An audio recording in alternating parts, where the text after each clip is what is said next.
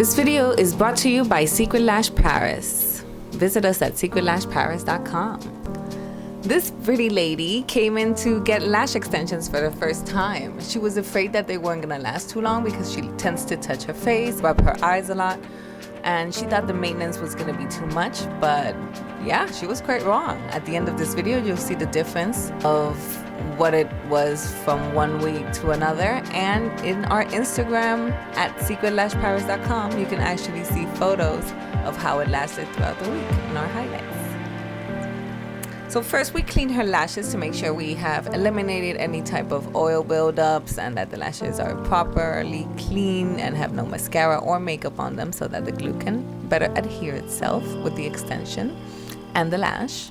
And then we place these eye pads to protect the bottom lashes.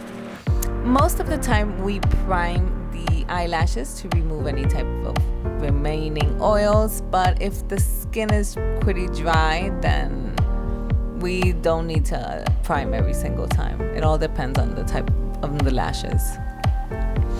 It's always very important to check the humidity and the temperature because every glue is sensitive to the humidity and the temperature. So to create the wet lash look, we use closed fans. You just pick up the bouquet and instead of spreading them, you just keep it closed with your tweezers and just apply them as you would with a classic lash extension, with a single classic lash. But instead of it being just one single classic lash, you're using a closed bouquet. This will give it the impression that it's kind of like classics, like it's not gonna be as full, but that's what makes it look so natural. Also, by having a couple of extensions attached to your natural lash, then the retention's a lot better because there are more points of contact with the glue. It's important to shake up your glue very well and refresh it every 20 minutes. When you see that the blob, the little glue drop, changes its shape, then it's time to toss it. Also, we like to burp the glue, which is when you bend the first drop, so that it's fresh glue every single time. The old glue drops, you can like deactivate them with some water or some liquid or bond or primer, whatever you can afford to lose, and this will help minimize any fumes. Now we keep on applying lash extensions to each individual lash, isolating correctly while you apply them. I like to work one eye at a time because I feel it's quicker. One way of making things go quicker for me is that as I'm waiting for the lash to dry, as I apply it, I'm already looking for the next lash that I'm gonna lash. And I always try to get the easiest one. There's always one that's like already semi-isolated by the way natural lashes lay. So just go with that one. Don't try to make things complicated. And then later on, when you feel confident enough, you can go into the inner corners and then lash those hard to reach spots. Also, it's very useful for you to use a micropore tape, and you tape the eyelid up so that you can get better, have a better look and have a better reach to those lash extensions that are hard to get in the corners, or so that the lash extensions don't touch the bottom eye pads, and then that way they don't glue to the eye pads, which can be also a little bit annoying later on when you're trying to get the clients to open their eyes because the extension's already glued to the bottom, so it's kind of hard.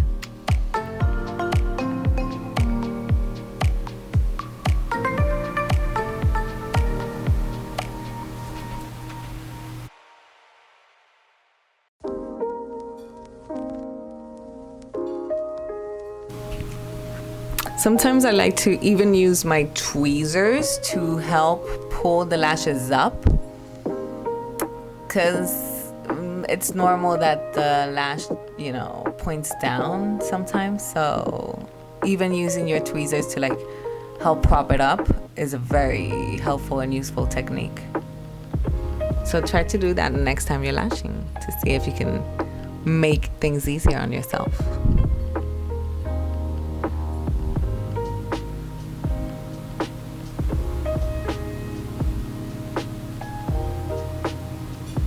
This one was quite hard to do because the camera's in the way. Like I couldn't see very well where I was actually lashing, and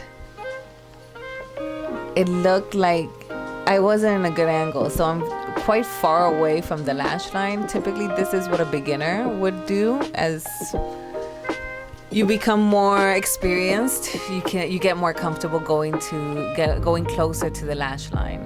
But when you're a beginner, this is far enough. Not too far, not too close. Just close enough for them to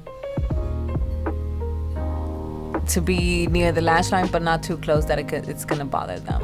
If you're too close to the lash line and you hit the skin and it's almost touching the skin, then it's gonna, itch their skin for a very long time, for a couple of days, maybe even a week or two. So avoid touching the skin. Rule number 1. So in summary, just keep a safe distance from the lash line.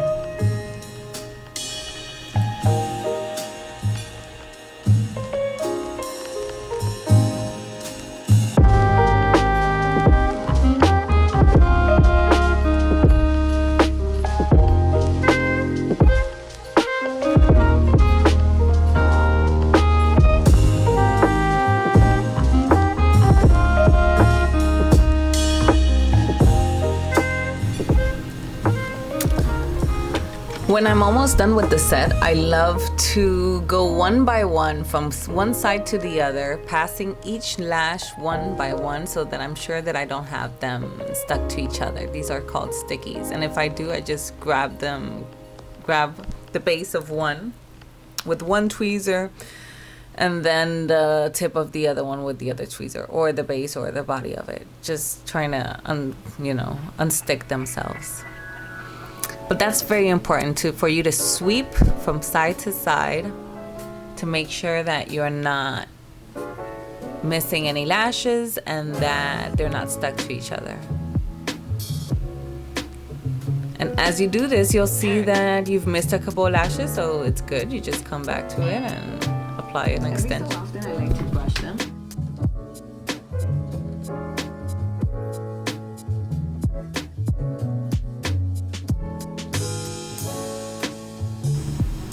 Every so often, I like to brush them just to make sure that they're looking good and even and that none of them pop off. Even at the end of the session, I like to brush them very thoroughly, like brush, kind of, rough. But it's just to make sure that they're not popping off, because it's better that they pop off with me than, with the client later on.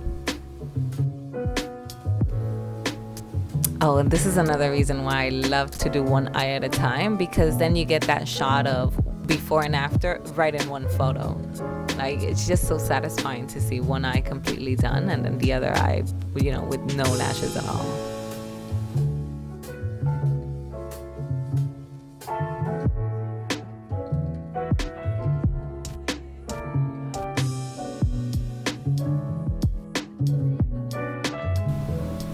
Fun fact, to do the Kim Kardashian look or the strip lash look, so you use the same technique with the spikes. You just take closed fans, you put them specific places. Typically you map it out on the iPad so that they're equally distributed, and then you just place those spikes. But then those spikes have to be 2 to 3 millimeters longer than the base lashes for them to be visible and for it to have the desired effect.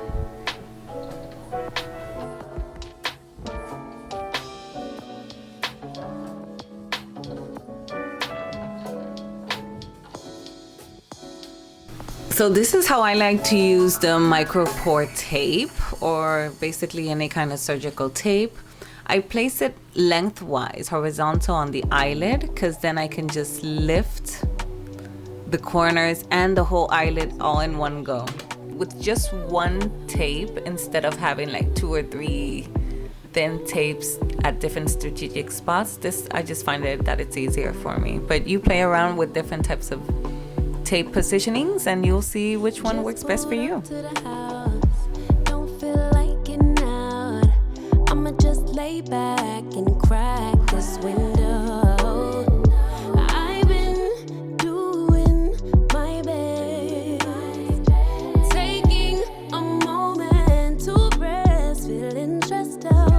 Give it a good. I put that on good when it gets hard.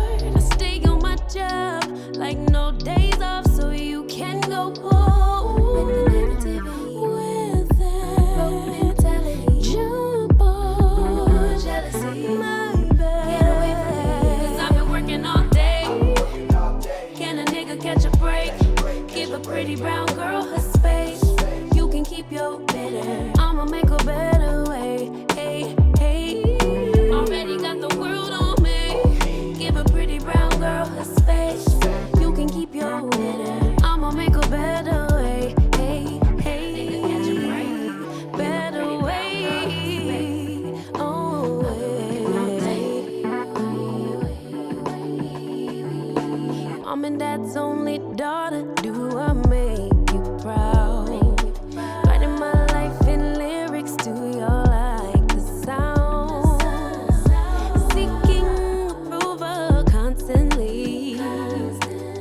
When it's my truth I own, I speak it. Don't make sense now. Give it a cut. Put that on cut when it gets hard. I stay on my job like no days off, so you can go pull with that jump off my back. 'Cause I've been working all day. Can a nigga catch a break? Give a pretty brown girl her space. You can keep your bitter. I'ma make a better way. 'Cause I've been working all day. Can a nigga catch a break? Give a pretty brown girl her space. You can keep your bitter. I'ma make a better way. Hey, hey.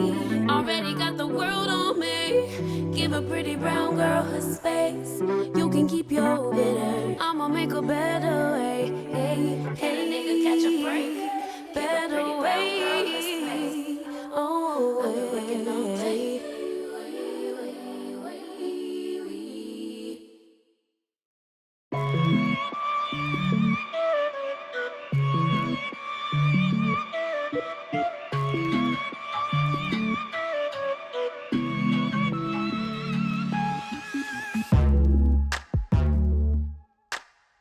Just make sure that you're changing your glue drop every couple, every 20 minutes, 20 or 30 minutes.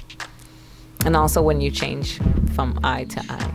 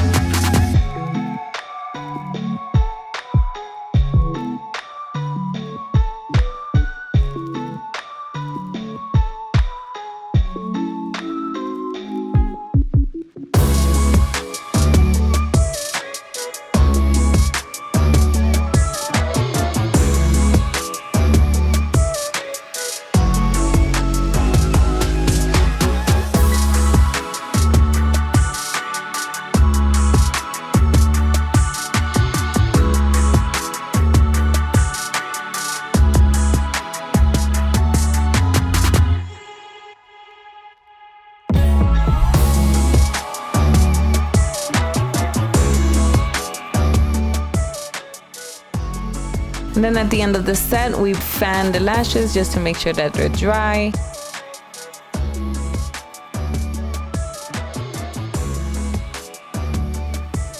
And then we check the bottom of the lashes with this cute little mirror.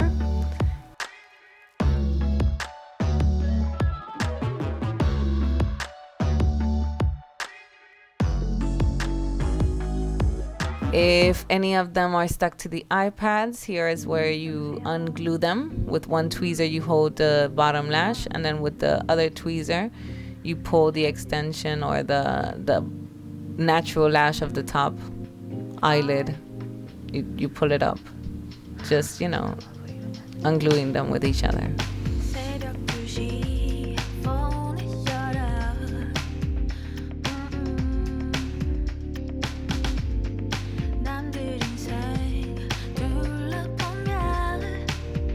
Ooh, and this is the lovely after. Wow, okay, I'm in love. Those are good. I forgot how good those were.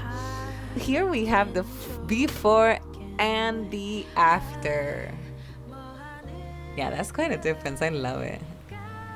So yeah, she became addicted after this. Obviously, she couldn't go back. This was day 1, day 7, and then day 11 after she got them done. If you found this video helpful, don't forget to subscribe, like us on Instagram, and follow us, yeah, everywhere. On Facebook, Twitter, Instagram, here, YouTube, Pinterest, LinkedIn, Google Maps, Yelp. What am I missing? Snapchat? MSN Messenger, ICQ, Napster, LimeWire.